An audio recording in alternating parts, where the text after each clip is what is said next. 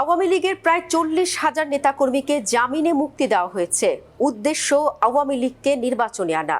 শোনা যাচ্ছে জাতীয় পার্টির মাধ্যমে আওয়ামী লীগের কর্মী সমর্থক ও ভোটারদের নির্বাচনে অংশ নেওয়াতে চায় সরকার, আর এরই অংশ হিসেবে বেশিরভাগ নেতাকর্মীকে মুক্তি দেওয়া হচ্ছে।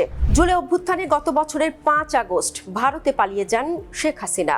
এর মধ্য দিয়ে তার 17 বছরের স্বৈর শাসনের অবসান হয়। শেখ হাসিনার পতনের পর কার্যক্রম নিষিদ্ধ আওয়ামী লীগ ও নিষিদ্ধ ছাত্রলীগের বহু নেতাকর্মী গ্রেফতার হন, জেলে যান। গ্রেফতার ব্যক্তিদের বিরুদ্ধে জুলাই অভ্যুত্থানে ছাত্র জনতার উপর নির্যাতনের অভিযোগে মামলা হয়। এছাড়া রাষ্ট্রের বিরুদ্ধে উস্কানি, ষড়যন্ত্র, নাশকতা সহ অন্যান্য ফৌজদারি অপরাধেও তাদের বিরুদ্ধে মামলা হয়। কিন্তু গ্রেফতার বেশিরভাগ আসামি এরই মধ্যে জামিনে বেরিয়ে গেছেন। পুলিশ সদর দফতর সূত্রে প্রাপ্ত তথ্যে দেখা যায়, পতিত সরকারের সহযোগী হিসেবে সারা দেশ থেকে যাদের গ্রেফতার করা হয়েছিল তাদের মধ্যে 70% আসামি এরই মধ্যে জামিন পেয়ে গেছেন। এই সংখ্যা জেলা পর্যায়ে প্রায় 90%, যা আরো ভয়ঙ্কর খবর। শেখ হাসিনার ক্ষমতা দীর্ঘায়িত করতে যেসব অপরাধী রাজনৈতিক লেবাসে দেশের মানুষের উপর হত্যা, নিপীড়ন চালিয়েছে, তাদের এমন ঢালাও জামিনের ঘটনাকে অত্যন্ত উদ্বেগজনক বিষয় হিসেবে দেখছেন জুলাই আন্দোলনে যুক্তরা। সরকারের তরফ থেকে অপরাধীদের বিষয়ে সতর্ক থাকার কথা। প্রসিকিউশনের তারা ঠিক মতো দায়িত্ব পালন করেছে কিনা তা নিয়েও প্রশ্ন তুলেছেন অনেকে। জুলাই যোদ্ধা ইনকিলাব মঞ্চের মুখপাত্র শরীফ ওসমান হাদিকে হত্যার উদ্দেশ্যে খুব কাছ থেকে গুলি করা হয়। হাদিকে হত্যার উদ্দেশ্যে গুলি বর্ষণকারী যুবক ফয়সালের পরিচয় সামনে আসার পর বিভিন্ন অনুসন্ধানে দেখা গেছে অপরাধীরা বিভিন্ন কৌশলে জামিনে বেরিয়ে যাচ্ছে। গত বছর অক্টোবরে 17 লাখ টাকা লুটের ঘটনায় অস্ত্রসহ সেই ফয়সাল গ্রেফতার হয় র্যাবের হাতে। এর 2 মাসের মাথায় তার জামিন হয়ে যায়। তার জামিন পাওয়ার ঘটনা সবাইকে অবাক করেছে।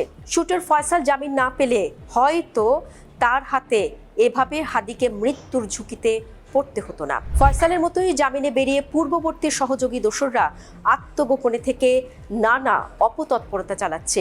আগামী জাতীয় সংসদ নির্বাচন বানচালের জন্য গভীর ষড়যন্ত্রে লিপ্ত তারা।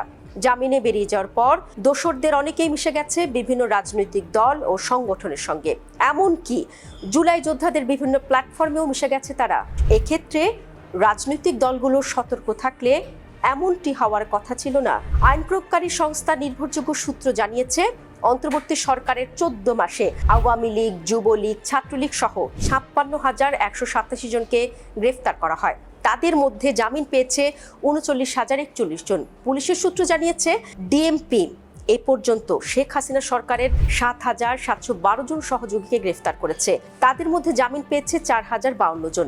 শতকরা হিসেবে এটি 52.54%। চট্টগ্রাম মেট্রোপলিটন পুলিশ সিএমপি গ্রেফতার করেছে 2,086 জনকে। জামিন পেয়েছে 1,556 জন, শতকরা 74.59%।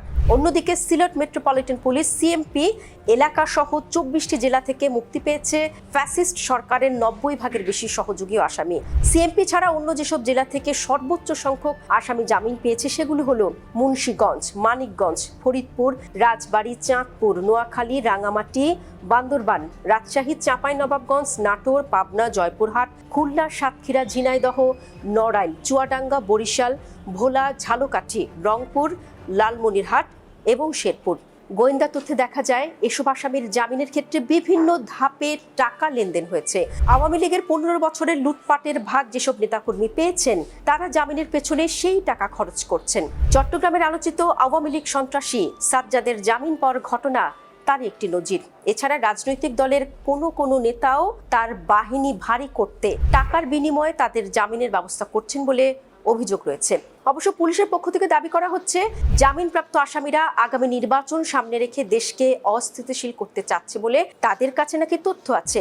সে অনুযায়ী প্রয়োজনীয় ব্যবস্থা নেওয়ার কথাও বলছে পুলিশ প্রশাসন।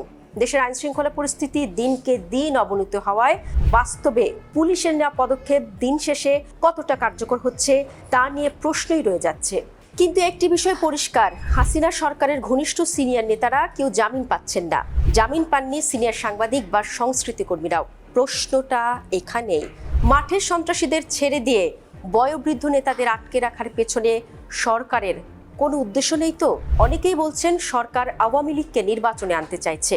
কার্যক্রম নিষিদ্ধ থাকায় আওয়ামী লীগ নির্বাচনে আসতে পারছে না। তবে আওয়ামী লীগ সমর্থক ভোটারদের নির্বাচনে আনতে নিচের স্তরের কর্মীদেরকে ছেড়ে দেওয়া হচ্ছে। শোনা যাচ্ছে জাতীয় পার্টির মাধ্যমে নির্বাচনে যাবে আওয়ামী লীগের নেতাকর্মীরা। এ বিষয়ে আরও বিস্তারিত জানতে চোখ রাখুন ওয়েবের ফেসবুক পেজে, সাবস্ক্রাইব করুন আমাদের ইউটিউব চ্যানেল।